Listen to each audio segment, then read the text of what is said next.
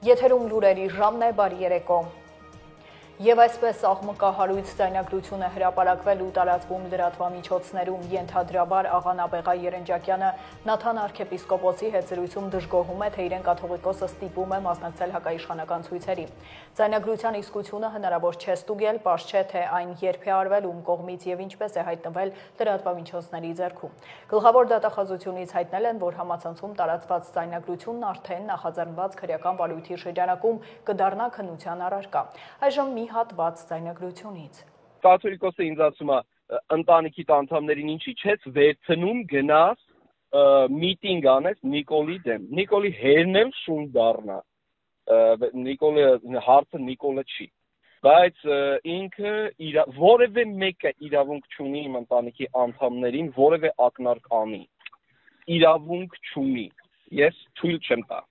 Որևէ մեկը ընտանիք բառ ասեց, ես շատ կոպիտ եմ այլևս արձագանքելու։ Եվ ոնց որ արձագանքել եմ։ Եվ որպեսզի ես ճիշտ հասկանամ, կաթողիկոսը ինձ ասեց, Նիկոլը մեղքի խորհրդանիշն է, ով որ մեղքի դեմ, այն եկեղեցականը, որ մեղքի դեմ չի պայքարում, նա եկեղեցականի կոչում չունի։ Այո, ես եկեղեցականի կոչում չունեմ, որովհետև իմ կոչումը Նիկոլի կամ ֆլանի ֆաստանի դեմ պայքարելը չի։ Ես եկեղեցական չեմ դառել, որ ինչ-որ մեկի դեմ պայքարեմ։ Ու փառք Աստծո, որ մեղքի դեմ պայքարել չգիտեմ, թե չէ վաղուց շատերի մեղքի դեմ կսկսեի պայքարել։ Փառք Աստծո, որ չգիտեմ մեղքի դեմ պայքարել։ Եղավ բալես, հիմա նայիր տես, դու կարող ես ամենայն դեպս միտքդ փոխես, չանես այդ բանը։ Իմ դիմումը սրբազան այդ ում է ուղղված։ Ինչ է։ Կաթողիկոսին։ Հա չէ ես եմ քեզ հետ խոսում հիմա։ Հա, Սրբազան ջան, ինչի ինքը չի։ Եվ գիտես, ես որևէ մեկի կողմից լիազոր բանով չեմ, ուղղորդությամբ չեմ խոսում, ինքը։ Ձեր անձի նկատմամբ հարգանքը իմ կողմից այնքան է, որ դուք ում կողմից ուզում եք խոսացեք, ես ձեր հետ լիազոր։ Չէ, բալես, գիտես, ես իմ կողմից եմ խոսում ու ես չի ուզի, որ դու վերջնական այդ որոշումը Ես ընտանեկան կարգավիճակի հարց ունեմ։ Ինձ 200 կիլոմետր իմ տնից հեռու նշանակում են։ Եթե ես իմանամ դրանից հայ եկեղեցին տրգվելու է, ես սիրով 2000 կիլոմետր էլ կգնամ հեռու։ Բայց եթե ես իմ մորը եւ ընտանիքի պիտի թողնեմ եւ գնամ Վանաձորում ապրեմ զուտ նրա համար, որ մի մարդ այտենց է ուզում, եւ իմ կյանքում դիսկոմֆորտ է ուզում, ես չեմ ուզում։ Ինչ է նշանակում մորս վերցրու գնա Նիկոլի դեմ։ Նիկոլի հերը շուն դառը, իմ մերը խաղալիք է, ինչ է։ Տաղեն զոհված ինքը վիշտը սիրտը պիտի գնա Նիկոլի դեմ բան անի, ցույց անի, ինչա թե կաթողիկոսը տեսնի ուրախանա, հրճվի։ Ոնց են մորս քաշքշում ոստիկանները։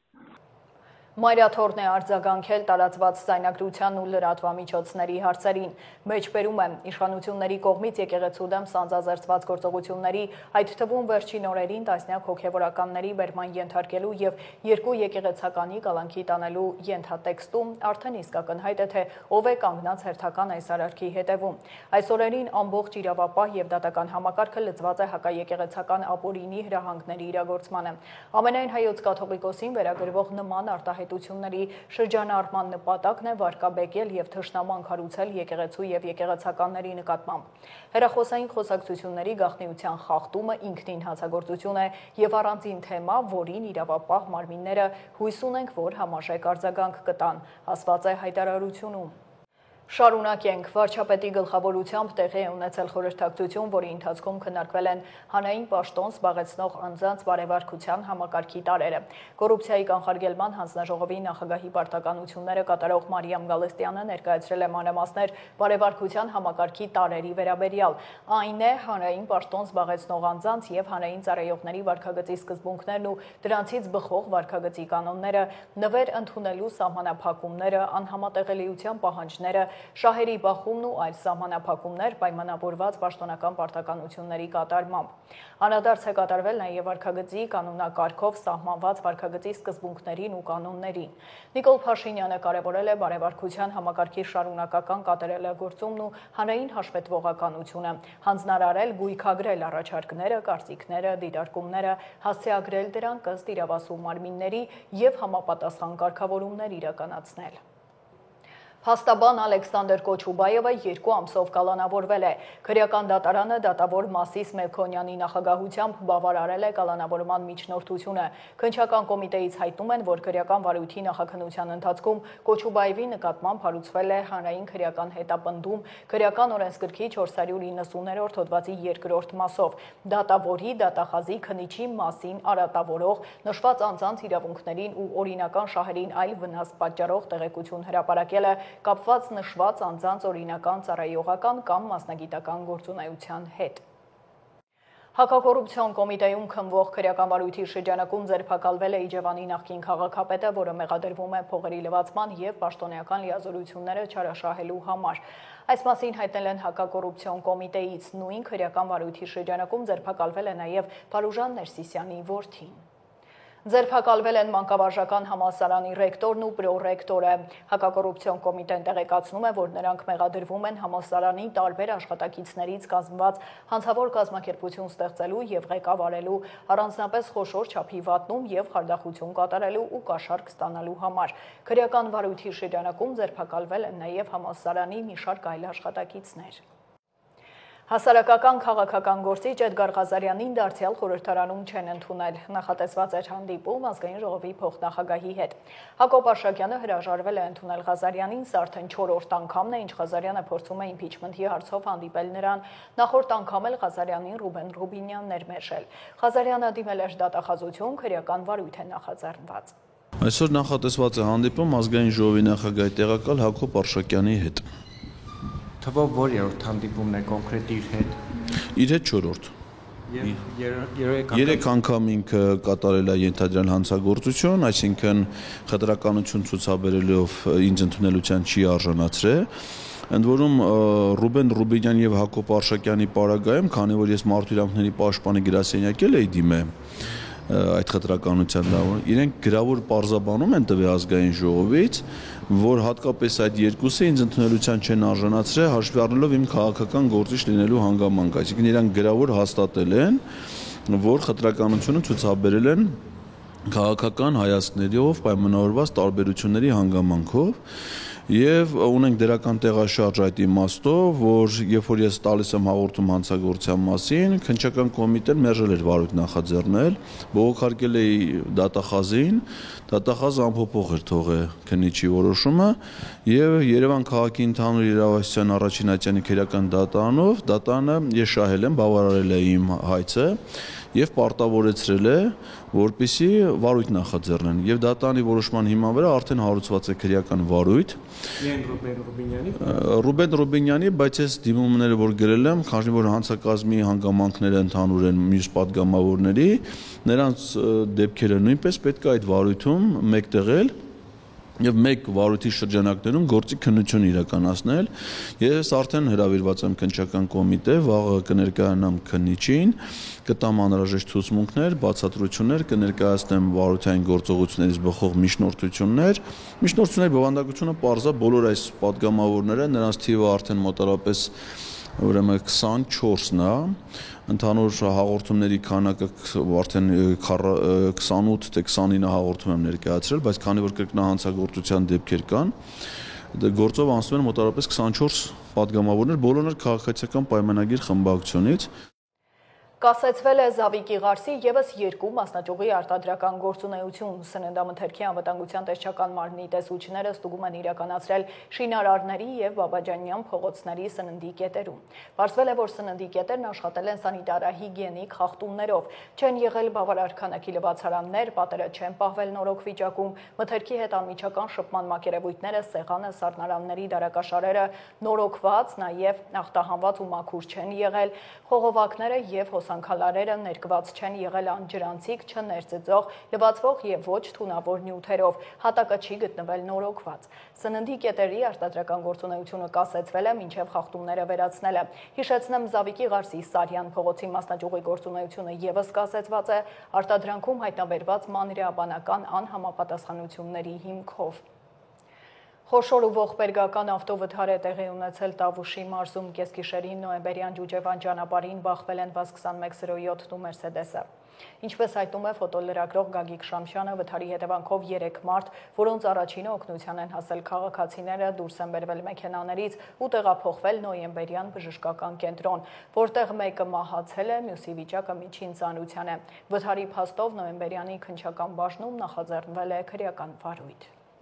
Շղթայական վթար Երևանում, ինչպես հայտնում է Շամշյանը, 97-րդ երթուղին սպասարկող ավտոբուսը Ռուբինյանց փողոցում բախվել է ճանապարհի թույլատրելի հատվածում կայանված Mercedes Sprinter-ին, ինչի հետևանքով Mercedes-ը դուրս է եկել ու բախվել ծառին ու ճանապարհի թույլատրելի հատվածում կայանված Mazda-ին, որն էլ բախվել է թույլատրելի հատվածում կայանված Honda-ին։ Հարվածի արդյունքում մեքենայի դետալներն ու ծառի ճյուղերը վնասել են շենքի բակում կայանված Toyota-ին։ Ավտոբուսում եղել են մի քանի ուղևորներ, որոնք բարեբախտաբար չեն տուժել։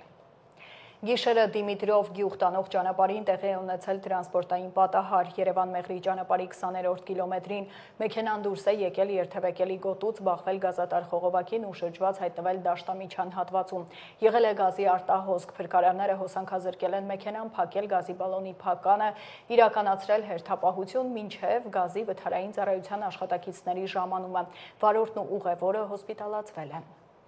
Նոր-Նորքի համայնքային ոստիկանները հայտնաբերել են զենքզինամթերք, մանրամասները տեսանյութում։ Համայնքային ոստիկանության Նոր-Նորքի բաժնում ստացվել էր օպերատիվ տեղեկություն, որ Ջուղայի փողոցի բնակիչ 56-ամյա մի տղամարդ ապօրինի պահում է զենքզինամթերք։ Ստուգման նպատակով ոստիկաններն այցելեցին տղամարդուն։ Բացատրական աշխատանքից հետո տանտերն ինքնակամ ներկայացրեց տարբեր տրամաչափի 152 փամփուշտ, կաշվե փամփշտակալներ, որսորդական հրացային եւ այլ զինամթերք։ Հանգամանքները պարզվում են։ Կրկին հորդորում են քրեական պատասխանատվությունից խուսափելու համար ապօրինի պահվող զենքզինամթերքը կամավոր հանձնել իրավապահներին։ Ծանուցում ենթադրյալ հանցանքի մեջ կասկածվողը կամ մեղադրվողը համարվում է անմեղ, քանի դեռ նրա մեղավորությունը ապացուցված չէ Հայաստանի Հանրապետության քրեական դատավարության օրենսգրքով սահմանված կարգով, դատարանի օրինական ուժի մեջ մտած դատավճռով։ Բարեկները հայտնաբերել են հանդիպակաց երթևեկող և շտապօգնության մեքենայի երթևեկը խոչընդոտող վարորդին։ Համացանցում տեսանյութեր շրջանառվում, որում երևում էր, որ Toyota-ի վարորդը կոպտորեն խախտելով ճանապարհային երթևեկության կանոնները Երևանի Արտաշիսյան փողոցում երթևեկել է հանդիպակաց, ստեղծելով վթարային իրավիճակ, խոչընդոտելով նաև շտապօգնության մեքենայի երթևեկը։ Հոկտեմբերի 15-ին համացանցում մի տեսանյութեր շրջանառվում Toyota-ի վարորդը կոպտորեն խախտելով ճանապարհային երթևեկության կանոնները մայրաքաղաքի Արտաշիսյան փողոցում երթևեկում էր հանդիպակաց, ստեղծելով վթարային իրավիճակ, խոչընդոտելով նաև շտապօգնության մեքենայի երթևեկը։ Մայրաքաղաքի պարեկները նույն օրը վերոհիշյալ Toyota-ն հայտնաբերել եւ տեղափոխել են պահպանվող հատուկ տարածք։ Վարորդի նկատմամբ կազմվել է վարչական իրավախախտման վերաբերյալ արձանագրություն։ Այժմ առաջարկում եմ ծանոթանալ աշխարհում կատարվող իրադարձություններին։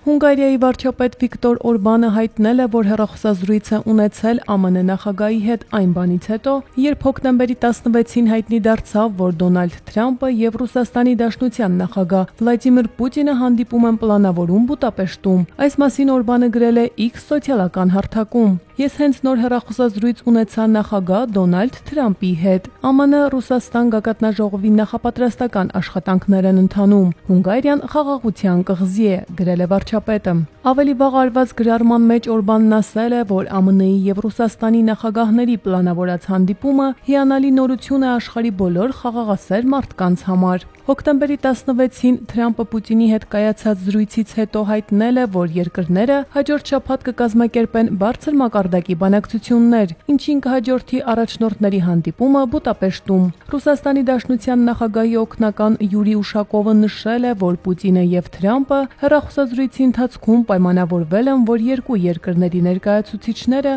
անհապաղ կզբաղվեն գագաթնաժողովի անցկացման նախապատրաստմամբ։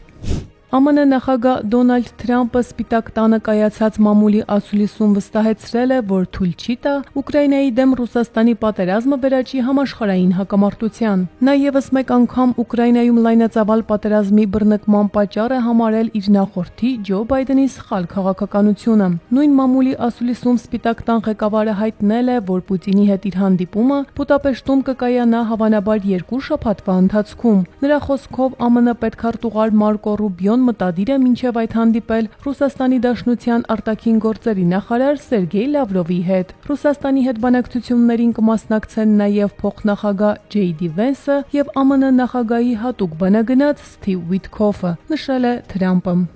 Ռուսաստանը եւ Ուկրաինան դեռևս պատրաստ չեն համաձայնագիր կնքել, չնայած ամերիկյան վարչակազմի կողմից խաղաղություն հաստատելուն ուղղված ջանքերին։ Այս մասին հայտնել է ԱՄՆ փոխնախագահ J.D. Vance-ը։ Նրա կարծիքով համաձայնագիր կնքելու համար կպահանջվի անհամեմատ ավելի շատ աշխատանք, քանի որ կողմերի դիրքորոշումները շատ հեռու են միմյանցից։ Այնուամենայնիվ Vance-ը վստահություն է հայտնել, որ հաշտության համաձայնագիր ձեռք կբերվի եւ ընդգծել է, որ ԱՄՆ նախագահ Դոնալդ Թրամփը կշարունակի բանակցություններ վարել ռուս-ուկրաինական հակամարտության կողմերից յուրաքանչյուրի հետ։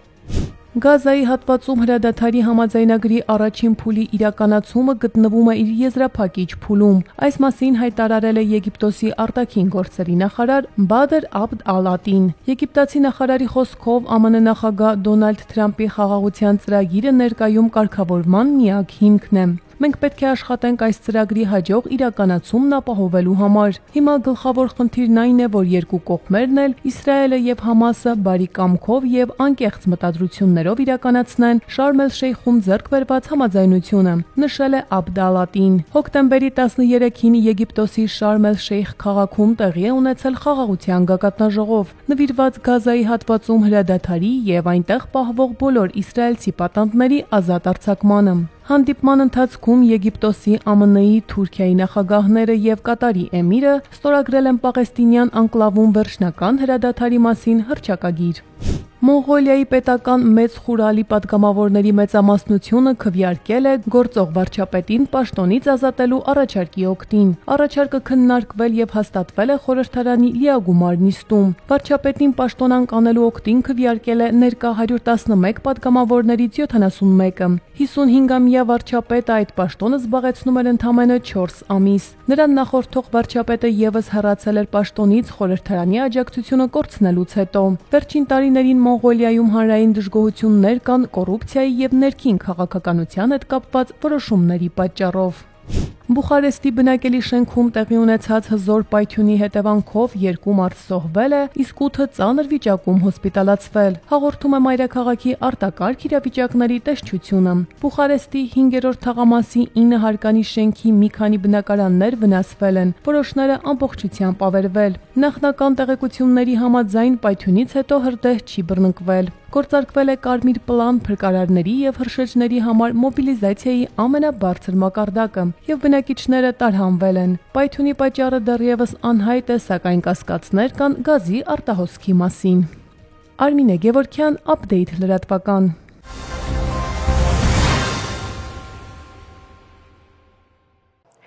Շարունակենք, քաղաքապետարանի աշխատակիցները հատուկ տեխնիկայով քանդել են Սարյան պուրակում գտնվող սրճարանը։ Տնօրենը լրագրողների հետ զրույցում ասել է, որ սրճարանի հետ կապված դատական պրոցեսներ ունեին, հիմա էլ դատական գործընթացների մեջ են, բայց երեկ քաղաքապետ Ավինյանը որոշում է կայացրել ու այսօր եկել են ամբողջ գույքը քանդում են, ասելով, որ ինքնակամ շինություն է եւ հողը համայնքի սեփականությունն է։ Տնօրենը պնդում է, որ իրենց չեն զգուշացրել։ Դիմել ենք դատարան։ Գործը գտնվում է դատարանում, ընթացքի մեջ։ Ու իրանք իրավունք չունեն ստե ոչի բանի ձեր տալու միջև դատական վճիռը չլներ վերջնական։ Դատական պրոցես է գնում, այս 2 տարի է արդեն։ Անօրինական քանդեցին, ասում եմ կադաստրով դադարեցում տված չի։ Կադաստրով դադարեցում տված չի։ Վարձավճարները հողի։ Միջև այսօր մուծել ենք մենք, քանի չենք էլ աշխատել, պետք է չմուծեինք։ Անօրինական քանդել են։ Հիմա գնաց քուրս հանդիսանում տնօրենը կոլորի ծպե։ Քուրս հայտարարություն տվեց, հեսա դատախազություն կդիմենք։ Դիմել է, հեսա կդիմենք վարչապետին էլ։ Ու թո պատասխան տանը չի համար մեզ ցենք անօրինական էս գույքը շինեցին, եթե քանդելու են օրենքով, կոզգուշացնեին գայինք մենք մեր գույքը հանեինք։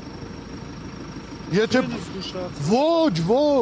հարգելիս, երեք իրիկունը որոշում է եղել է, այսօր եկեք քանդել են, ոնց կարան, ասում եմ չեն ես զգուշացնել, եթե ոչ գրավոր, ոչ մի ձևի չեն տեղեկացնել, ոնց կա, հենց այդ ձև, այս ձև,